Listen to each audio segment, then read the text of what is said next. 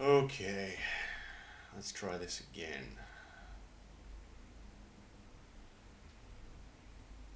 Still oh my.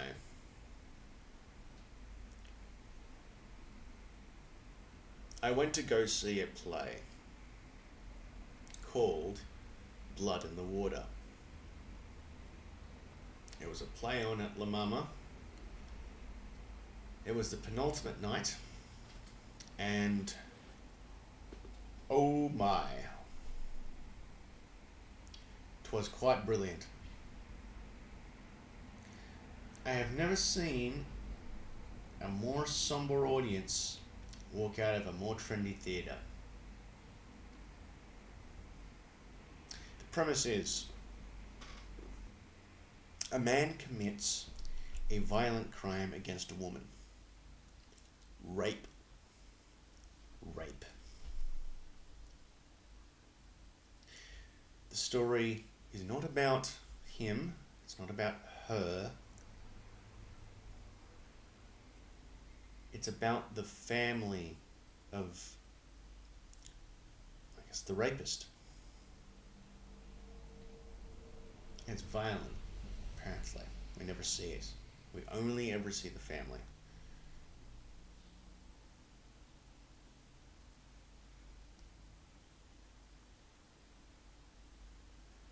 Blood in the Water is a family drama.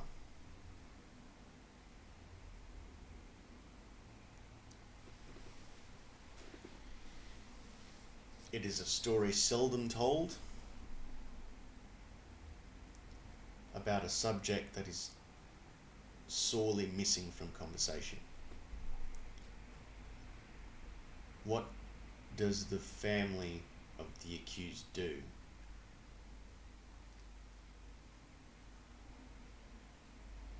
How do they cope? How do they pick up the pieces of the reality?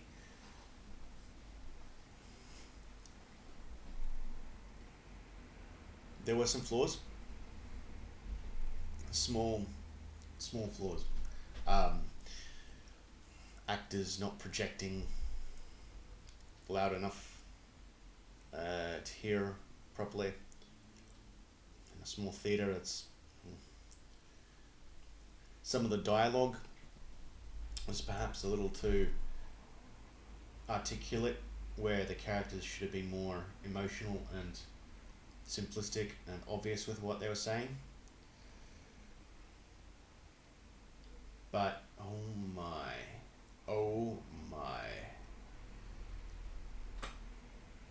Usually in the theatre, when I go to a theatre, I'll strike up a conversation with some of the other audience members, not obviously in the play, but just in the interval or at the start or end of the play. But I just couldn't for this one. It was just too, it was too harsh. It's too heartfelt. It just didn't seem right. Or maybe I'm wrong about that, but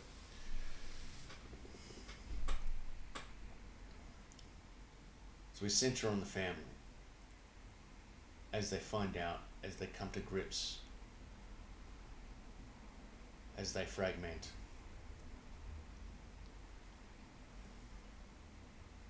A father, a local politician, local council,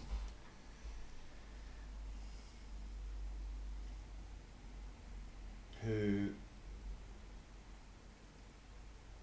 seems to us to think only about what this means for his reputation, and does to a certain extent, but who ultimately turns out to be perhaps one of the good eggs, at least in a family sense. A mother who loves her son unconditionally, to an extent. A mother who loves her son to the extent that she will refuse to believe what is right in front of her eyes and will continue to fight for him for as long as she can, even at the expense of her own daughter. A daughter who, I guess, has a reasonably happy life at the beginning of the play, as far as any girl of her age, any teenage girl should.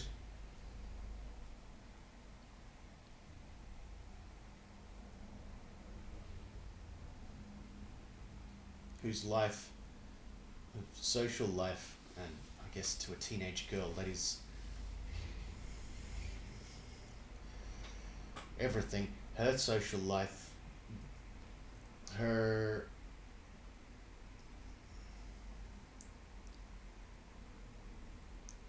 brother raped a good friend of hers, it seems like.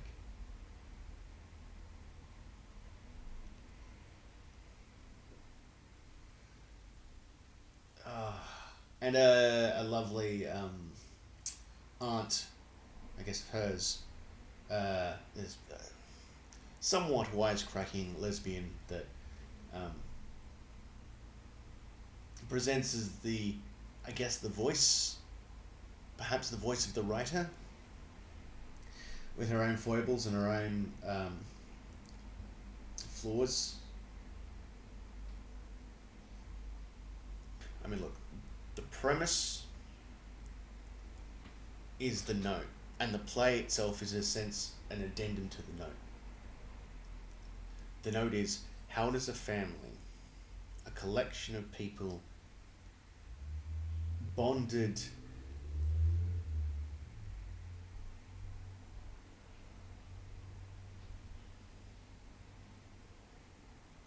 impenetrably,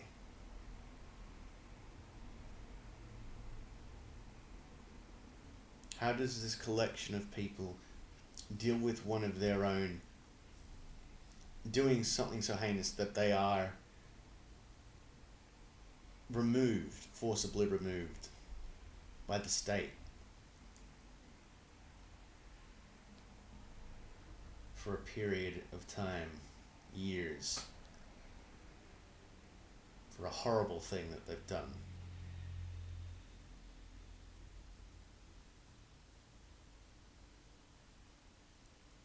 There is no... The play does not present answers, nor should it. Brilliant. Could have been tempting to go, oh, this is, you know, how we should all feel about the thing.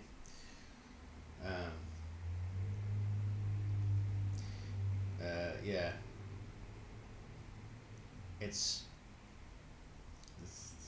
There's no black, white, grey, it's colour, it's just people. It's just people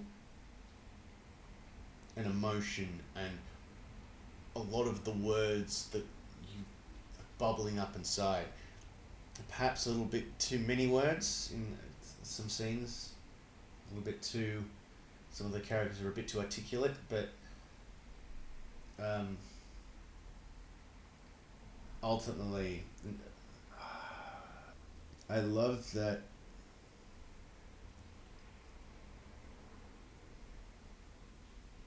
because this could have just been an addendum on the idea.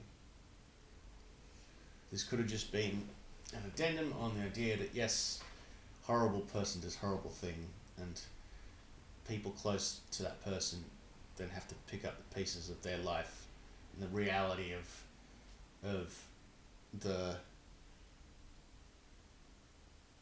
label that's attached to them. And a mother has to ask herself eventually, a mother first has to come to terms with the very idea of it. And why would you? Why not deny it forever?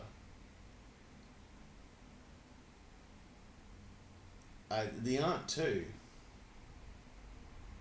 to a certain extent, questioning how This can't be the son I raised. This can't be the son I raised. I put love into that boy. It was very good. It was a very good play. And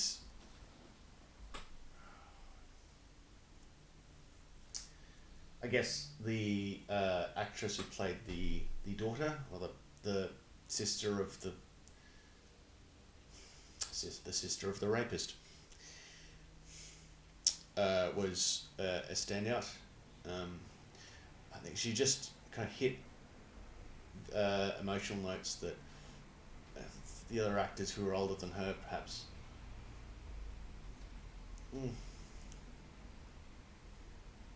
didn't particularly.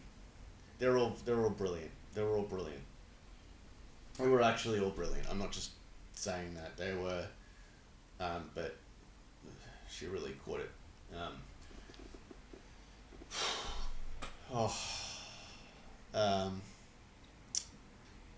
It took the characters a while to come to terms.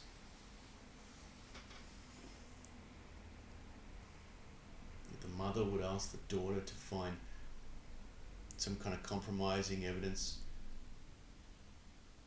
for the victim in order to assist the court case for her son.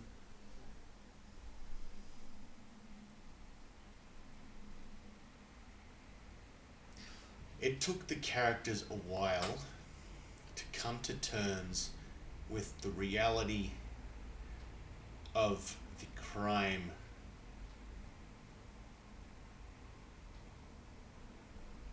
that their boy, their brother, their son had committed. For all of them.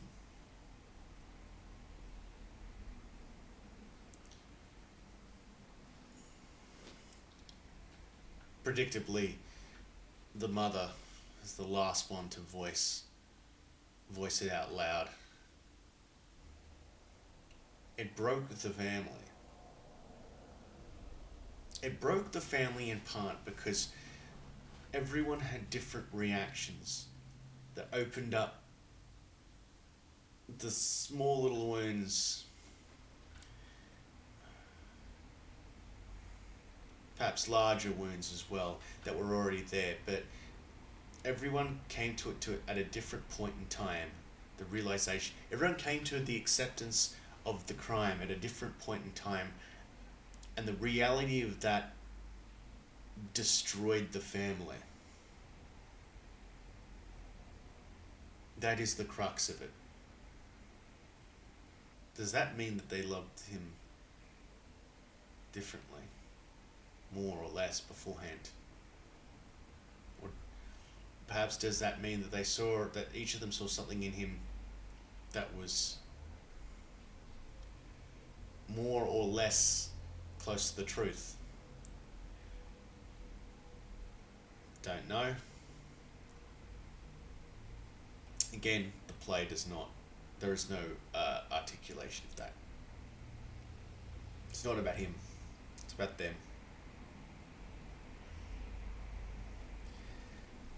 Yeah, the subject matter really did carry the story. It was kind of impossible for the actors really to screw it up, and they didn't. I don't know. It's an interesting thing. They were all brilliant, but it's like you couldn't.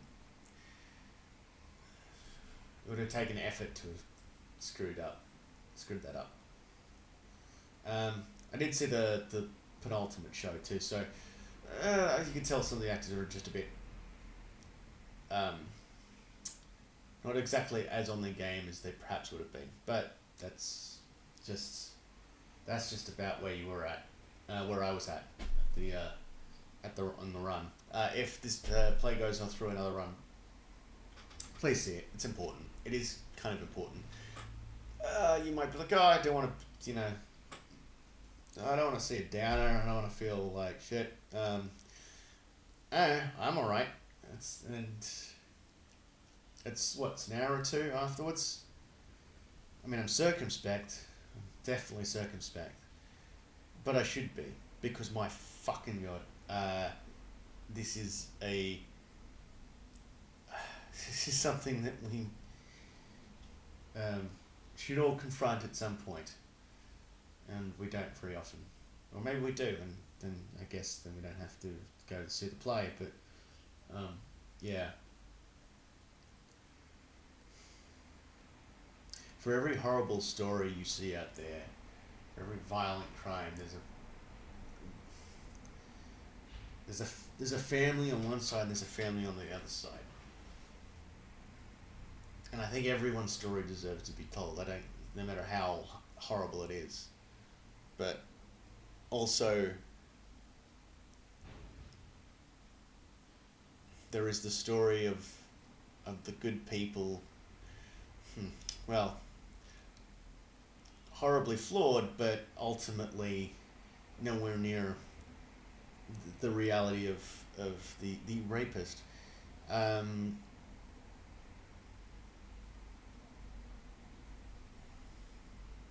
There's their story too. They have a reality, a lives shattered, broken.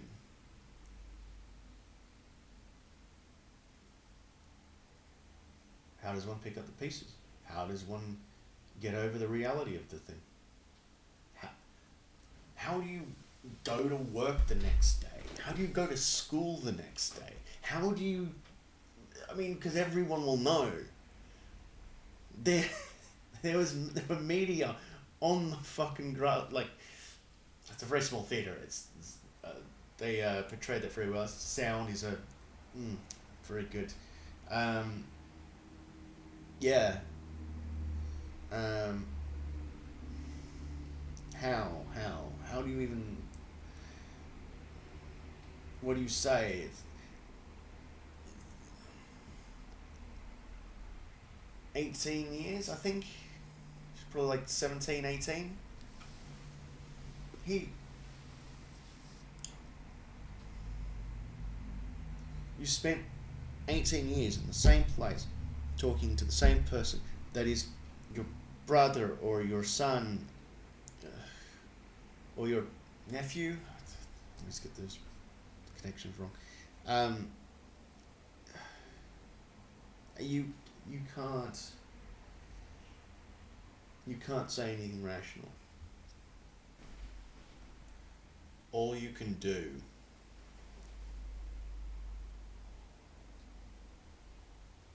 is try to continue.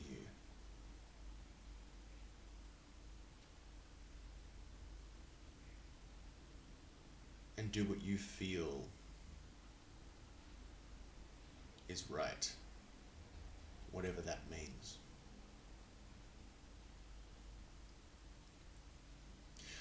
And it may turn out to be wrong. It may turn out that your belief in someone is misjudged. It may turn out to be that your love for someone is misjudged. It may turn out to be that you don't have a choice. Perhaps you can even admit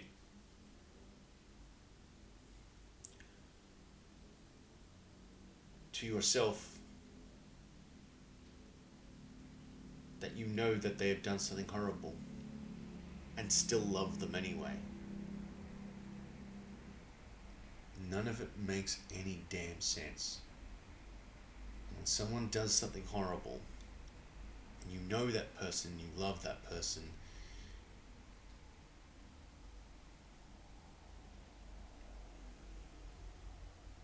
there's no answer. But I will say, it was a brilliant play. Fantastically acted, and if there's another run of this, you should definitely go see it.